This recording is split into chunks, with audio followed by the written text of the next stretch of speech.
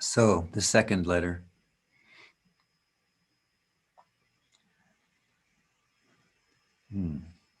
She starts by jumping right into it. It's very good. I realize that silence and emptiness is my truth. Can you say this? Each of you? You know this is true in some way. Can you hear the resonance of this in your own heart? I realize that silence and emptiness is my truth. It's beautiful, isn't it? I spend many times in the day closing my eyes and slipping effortlessly into the silence. I feel peaceful and complete. Thoughts come and go, and I'm not bothered by it. It is effortless and enjoyable.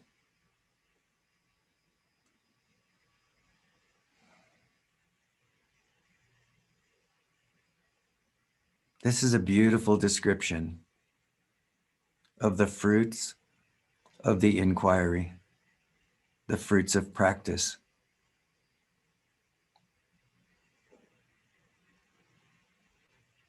The question for us often arises, though, even though we're having these kinds of experiences, or we know that this is our truth, as she says,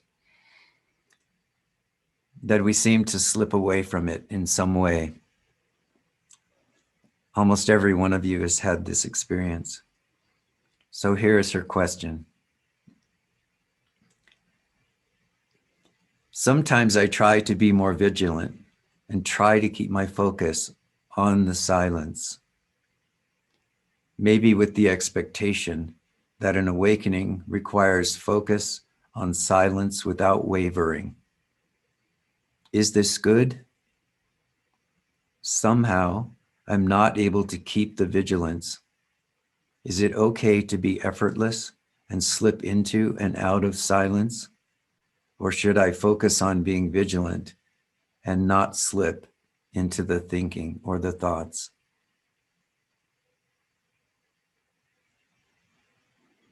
Is it okay to be effortless and slip into and out of silence?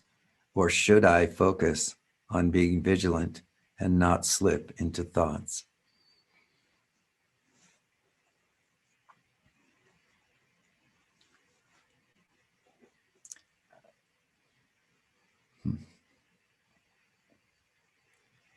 So she asked, is it okay to be effortless and slip into and out of silence? It's not only okay, this is the preferred method of practice. Once we come to the place where we are effortlessly falling, if you will, I only use this word in relation to her saying that she's stepping away from it, but falling back into the silence, slipping into the silence. This effortless movement, if you will, feels like movement to her of returning to the natural state, which is being, consciousness, silent, silence, and emptiness. Once this begins to happen, my suggestion to you is embrace it without clinging to it. So allow it, yes, just allow this to happen. And when you are able to move into this natural state of aware being where no thoughts disrupt the peacefulness of your own being, surrender deeply into this moment.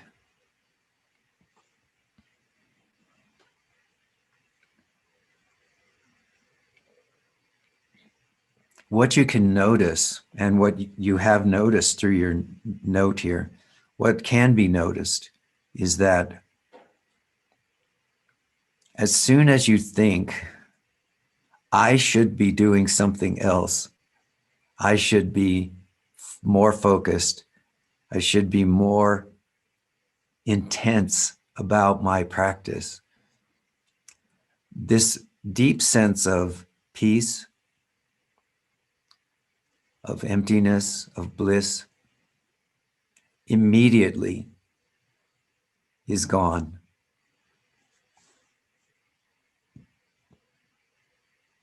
What can be said about this experience at that moment is that the I thought has arisen again, but not simply I, or I am, or I am aware, but rather I should.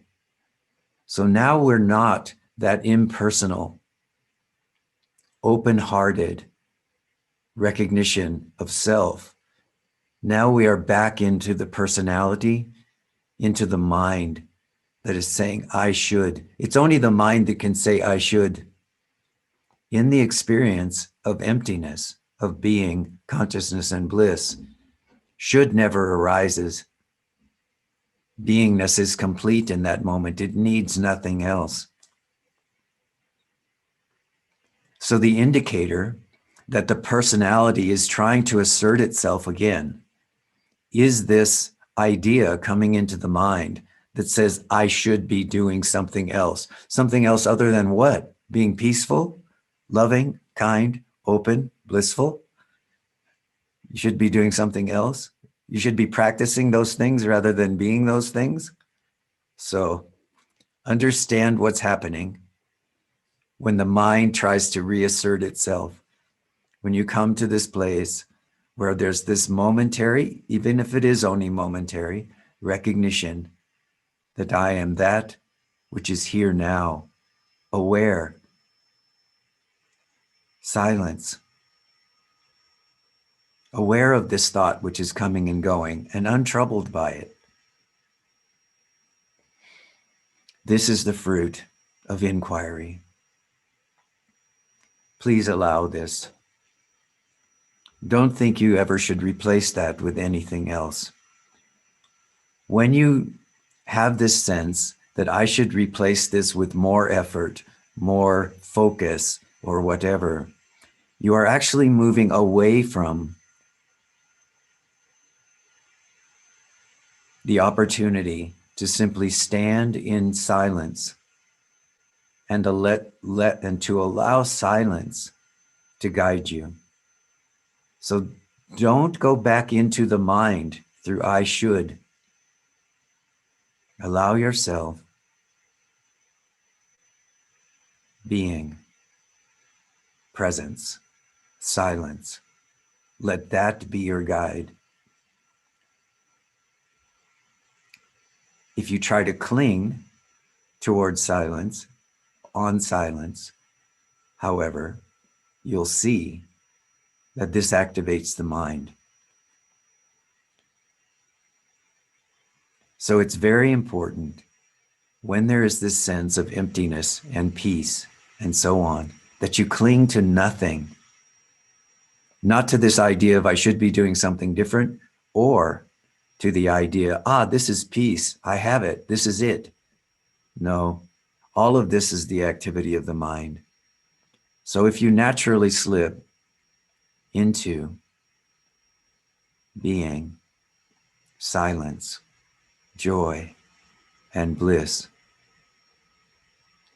the only instruction for you is do nothing, because it is an I personality which will attempt to do something, either to grab at that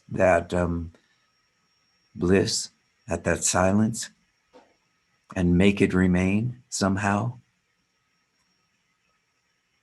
or to feel like it should be doing something else. So the instruction for you at that moment is do nothing. Everything is going to come and go. You've already noticed that your thoughts can come and go in that space and have no impact. So now, if you move out of that space, know that that's a momentary thing. Something has drawn you out. Whether it's the thought I should focus more, or I should do this practice, or I should do that practice, or it's something that happens in the environment and naturally calls you, oh, I have to go and do this now. I have to engage in this way with this person, with this situation.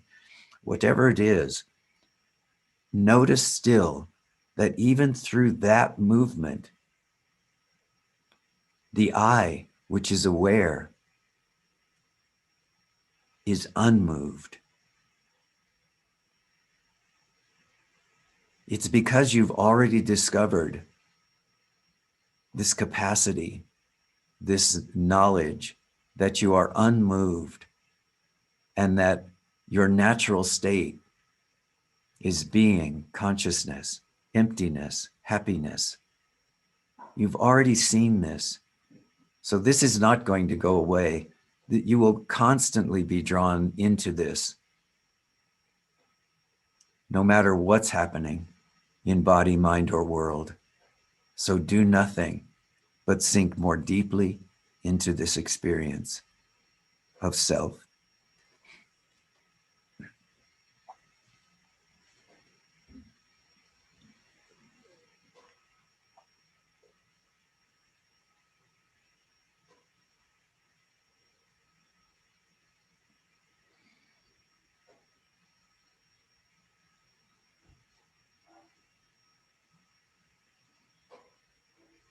Yes, I think this is enough said about this.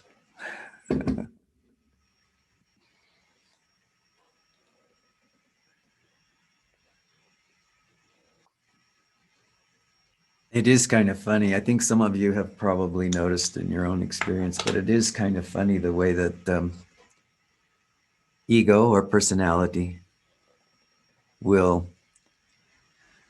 rise up even in the most profound states of self and of self-happiness and self-recognition to say that you should be doing something different.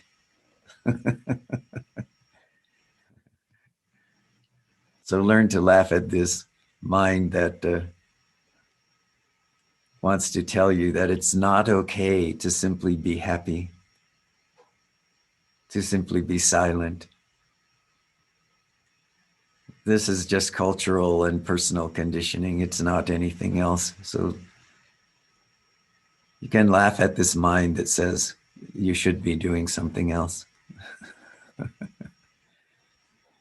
Remember that you are always being yourself, even with this mind that's playing all these tricks on you.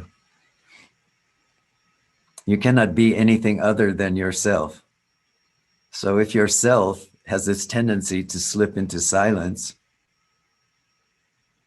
don't argue.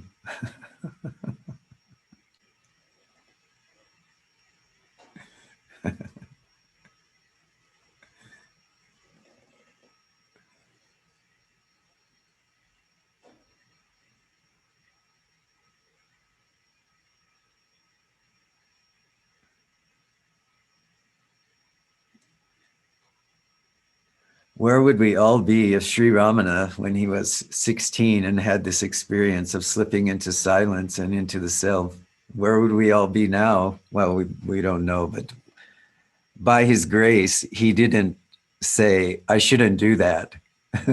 He said, oh, I am the self. I see that. Okay, this is my natural state. Now I will go to Arunachala and sit in a cave somewhere and just relax into my natural state. So this is also part of his message, is to allow yourself to experience the self as being consciousness and bliss, the natural state of your own being, and let everything else flow through that.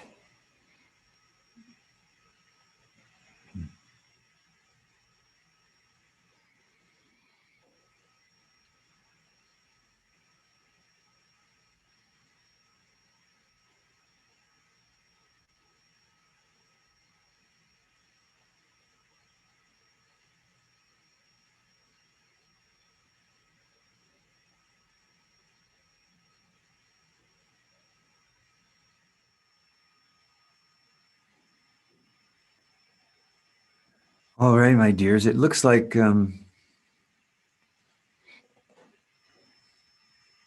Life has taken care of all of the computer glitches just in time, so I'm happy to see you all and that you can hear and that I can hear you.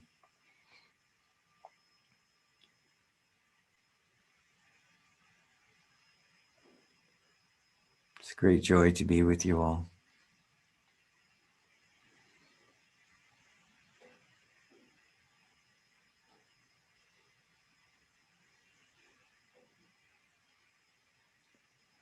Om Trayambakam Yajamahe Sugandhim Pushtivardhanam Urva Vrukamiva Bandhanan Mrityur Mukshiyamamritawa Swaha Bhuva Bhu Om Sat Jung Hang Om.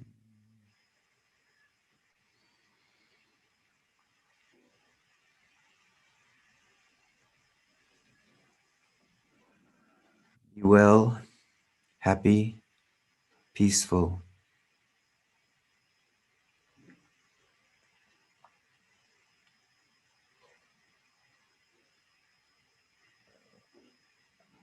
Om Shanti, Shanti, Shanti.